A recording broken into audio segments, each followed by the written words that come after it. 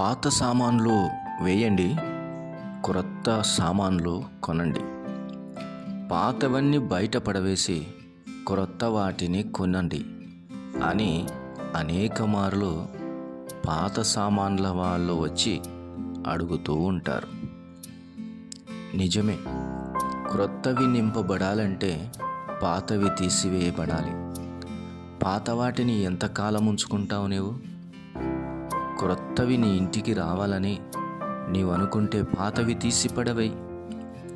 పాత ఆలోచనలు ఎందుకు? తీసి పడవేయి. క్రొత్త ఆలోచనల చేత నింపబడు. పాత ద్రాక్షారసం ఎంతకాలం ఉంచుకుంటావు? తీసి పడవేయి. క్రొత్త ద్రాక్షారసాన్ని దేవుడు నింపాలనుకుంటున్నాడు. ఇంకా పాత సంగతులేనా? వాటిని సమాధి చేయి. దేవుడు కొత్త సంగతులతో నింపాలనుకుంటున్నాడు. ఇంకా పాత జ్ఞాపకాలేనా? వాటిని కాల్చివేయి. దేవుడు క్రొత్త సంగతులు, క్రియలతో నిన్ను నింపాలని అనుకుంటున్నాడు. అవును, మునుపటి వాటిని జ్ఞాపకము చేసుకొనకుడి, పూర్వకాలపు సంగతులను తలంచుకొనకుడి. ఇదిగో, నేనొక నూతన క్రియ చేయుచున్నాను, ఇప్పుడే అది మొలచును, మీరు దానిని ఆలోచింపరా? నేను అరణ్యములో త్రోవ కలుగ చేయుచున్నాను, ఎడారిలో నదులు పారజేయుచున్నాను. యెషయా గ్రంథం 43వ అధ్యాయము 18-19 వచనములు. ప్రియమైన దేవుని వారలారా, పాత సంగతులను, మునుపటి వాటిని జ్ఞాపకము చేసుకొనకుడి, పూర్వకాలపు సంగతులు తలంచుకొనకుడి. ఇదిగో, నేనొక నూతన క్రియ చేయుచున్నాను. ఆయన నూతన క్రియ నీ జీవితంలో జరిగించాలి. కాబట్టి పాతవి ఉండటానికి వీలు లేదు. మునుపటి జ్ఞాపకాలు అక్కరలేదు. పూర్వకాలపు సంగతులు అసలే వద్దు. దేవుడు చేయబోయే నూతన కార్యానికి పాత పరిమాణాలు అక్కరలేదు. పాత వాటితో కొలవటానికి వీలు లేదు. ఇది సంపూర్ణముగా క్రొత్తది. నీవు చేసిన క్రియల మీద ఆధారపడినది కాదు. నీవు బ్రతికిన బ్రతుకు మీద ఆధారపడినది అసలే కాదు. లోకము కొలిచిన కొలతతో కొలిచేది కాదు. ఇది పాతకాలపు మర్యాదల చొప్పున నీవు చూడవలసిన సంగతి కానే కాదు. ఇది ఇలాగూ అనిపిస్తుంది. కొందరి జీవితాలు ఇలాగూ జరిగాయి కదా, అలాగే నా జీవితం కూడా జరుగుతుందేమో. మునుపు ఇలాగూ జరిగినాయి కదా, నా బ్రతుకు అంతేనేమో అని అనుకోవటానికి వీలెంత మాత్రము లేదు. ప్రియులారా, దేవుడే నీ ఎడల తన డెసిషన్ తీసుకున్నాడు. నేనే యెహోవానగు నేనే ఈ కార్యమును చేయుచున్నానని ఆయన సెలవిచ్చాడు. గనుక నీ మునుపటి జ్ఞాపకాలు మానేయి, వాటిని సమాధి చేసిరా. పూర్వకాలపు సంగతులను తలంచుకోవద్దు, వాటిని అక్కడనే పడవేసిరా. లోక మర్యాదలు ఎన్నో ఉండవచ్చు. లోక మర్యాదల చొప్పున చేసే కార్యము కాదు ఇది. దేవుని కృప వలన మాత్రమే జరుగుచున్న కార్యం ఇది. పాత సంగతులను దూరముగా పడవేసి ప్రభు నీడల నూతన కార్యము చేయాలని ఇష్టపడుతూ ఉన్నాడు. ఇదిగో, పలాని వారి జీవితంలో ఇలాగూ జరిగింది, కారణం అది కదా, అలాగుననే నా జీవితానికి కూడా కారణం అదే ఉంది, కాబట్టి నా బ్రతుకు కూడా ఇలానే జరుగుతుంది అని అనుకోవటానికి వీలు లేదు. ప్రభువే సెలవిస్తున్నాడు, నీ ఎడల ప్రత్యేక శ్రద్ధ కలిగి చేయుచున్న ఈ పనికి పాత సంగతులను సమాధి చేయి. పూర్వకాలపు సంగతులను తలంచుకోవద్దు. ఇదిగో అనగానే నీ మనస్సు ప్రభు చేసే కార్యం వైపు చూడనేమో. నీ తలంపులు, నీ ఊహలు, నీ ఉద్దేశములు, నీ జ్ఞాపకాలు అన్నీ ప్రభు వైపు త్రిప్పుకోనట్లు ఇదిగో అనే పదం ఎంతో శక్తివంతమైనది దైవ గ్రంథంలో. ఇదిగో అన్నప్పుడు ప్రపంచ నలుమూలపు ఆలోచనలను కాల్చివేయటానికి, నీ తలంపులలో తిరుగుతున్నటువంటి ప్రశ్నలను సమాధి చేయటానికి ఇదిగో అనే మాట ప్రభు పిలుస్తూ ఉన్నాడు. ఓటమే నా జీవితానికి, ఇక దిగులే నా జీవితానికి, ఇంతే నా జీవితానికి అన్నటువంటి ఆ వలయాల గుండా వెళుతున్న నీ జీవితానికి ఇదిగో అనే ఒక పదం నీ బంధకాలు, నీ తలంపుల కట్లు విడిపోబోతున్నాయి. నీకు కట్టబడినటువంటి ఆ తాళ్ళు కాల్చివేయబడుతున్నాయి. నీకు వేయబడిన ఆ సంఖ్యలు విడిపించబడుతున్నాయి. ఇదిగో అనే ఒక పదం దైవ గ్రంథంలో, ఇదిగో అనే పదం ప్రభువే మాట్లాడుతున్నప్పుడు అదెంత గంభీరమో నీవు అర్థం చేసుకోవాలి.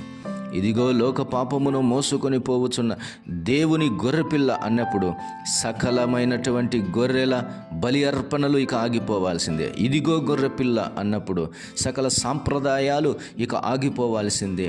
పాప పరిహారార్థ నిమిత్తమై, సకల జనుల కొరకై, సర్వ మానవాళి పాప పరిహారార్థ నిమిత్తమై ఇదిగో అన్నప్పుడు ప్రపంచమంతా ఇక అక్కడ చూడాల్సిందే, ఆ గొర్రెపిల్ల వైపు చూడాల్సిందే, ఇక అన్నీ మానివేయాల్సిందే అన్నటువంటి గొప్ప అర్థం అందులో ఉంది. గనుక ఈరోజు ప్రభు నీ జీవితంలో ఇదిగో అనే మాట చెబుతున్నాడంటే వెనుకున్న వాటిని ఇక మరచిపెట్టు, వాటిని పూర్తిగా మరచిపో. ఒక్కటి కూడా నీ మనసులో ఉంచుకోవద్దు, సమస్తమును దూరపరచుకో. ఇదిగో నేనొక నూతన క్రియ చేయుచున్నాను, నేనొక నూతన క్రియ చేయుచున్నాను, ఇప్పుడే అది మొలచును, మీరు దాన్ని ఆలోచింపరా అంటున్నాడు.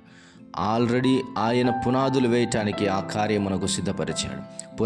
పునాది రాయి వేసే ఉంచాడు. ఇక నీవు కార్యాన్ని చూడటమే ఆలస్యం. నీకోసం వెయిట్ చేయటానికి ఆయన ఇష్టం లేదు. ఇక కార్యం ప్రారంభించటానికే ఆయన ముందడుగు వేశాడు. కార్యం ఏంటో చూచుటకు లెమ్ము, ప్రభు పిలుస్తూ ఉన్నాడు. ఇప్పుడే అది మొలచును, ఆ నూతన క్రియ ఇది మొలిచేటటువంటిది, మీరు దాన్ని ఆలోచింపరా? నీ ఆలోచనలన్నీ ఇక దాని వైపు త్రిప్పుము. ప్రభు చేయబోయే కార్యం వైపు, ఆ నూతన క్రియ వైపు నీ మనసు త్రిప్పుకొనుము. ఆయన చేసే సంగతి ఏమనగా, నేను అరణ్యములో త్రోవ కలగ చేయుచున్నాను. Such a miracle. అరణ్యములో, మహా గొప్ప అరణ్యములో త్రోవ కలగ చేసేటటువంటి దేవుడు ఆయన. ఎడారిలో నదులు పారజేయుచూ ఉన్నాడు. అసాధ్యమైన కార్యాలు ప్రభు సుసాధ్యము చేయబోతూ ఉన్నాడు. నీ జీవితానికి, నీ తలంపులకు, నీకున్నటువంటి ఆలోచన విధానాలకు, లోకము విధించినటువంటి విధులకు, లోక సంబంధమైనటువంటి పరిమాణాలకు భిన్నమైనది ఇది. ఊహకందని కార్యము, ఊహించుటకైనను చేతకాని విధముగా కానీ దేవుడు చేయుచున్నాడు. నమ్మేయి, ప్రభు నమ్మదగినవాడు. ఆయన చేసే కార్యములు ఎంతో నమ్మదగినవి. ఆయన వాక్యము ఎంత నమ్మదగినదో అని రాయబడి ఉంది. ఆయన కార్యములు కూడా అంతే నమ్మదగినవి. కనుక భయపడనక్కరలేదు. ప్రభువే తన డెసిషన్ నీ ఎడల తీసుకున్నాడు. లెమ్ము, నీ పని స్తోత్రము చెప్పటమే. నూతన కార్యానికి నీవు నూతన గీతము పాడటమే ఇక ఆలస్యం. అరణ్యములో కలిగించిన త్రోవ నిమిత్తమై ఇక నీ పరుగు ప్రారంభించడమే ఆలస్యం. ఎడారిలో పారుతున్న నదుల విషయమై ఇక త్రాగుటకు సిద్ధపడటమే నీ వంతు. నదులు ఎలాగూ పారుతాయి అరణ్యములో అన్న ప్రశ్న నీకు అక్కర్లేదు. ఆ అరణ్యములో లేకపోతే ఎడారిలో నదులు ఎలాగూ పారుతాయి అన్న ప్రశ్న నీకు అక్కర్లేదు. అరణ్యములో త్రోవ ఎక్కడ దొరుకుతుంది అన్నటువంటి ప్రశ్న నీకు అక్కర్లేదు. ప్రశ్నలన్నిటిని కూడా పారవేయి. సమాధానమిచ్చే దేవుడు నీ ఎదుట ఉన్నాడు. కొన్నిసార్లు మన జీవితానికి దేవుడు ఎలాగూ చేశాడో అర్థం కాదు, కానీ కార్యమైతే జరిగింది. మన తలంపులకు అందని కార్యం. నిజంగా ఇది జరిగినా అని కలగనిన వారి వలె ఆయన మనల్ని చేస్తాడు. నిజంగా ఇది నా జీవితంలోనే జరిగిందా అన్నటువంటి ఆ గొప్ప ఆశ్చర్యం నీకు కలిగిస్తాడు. నీవు భయపడవద్దు, నమ్మి కూర్చో, నమ్మి ఆధారపడు, నమ్మి ఆయన మీద ఆనుకో. ఇది నీకు విశ్వాస పరీక్ష కాదు, శోధన వలయము కాదు. మౌనంగా ఆయన కార్యాన్ని చూడటమే. ఆయన కార్యాన్ని చూసి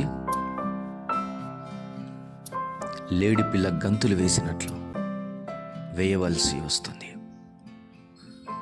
సంతోష గానములతో కోయిల పాడినట్లు పాడాలనిపిస్తుంది.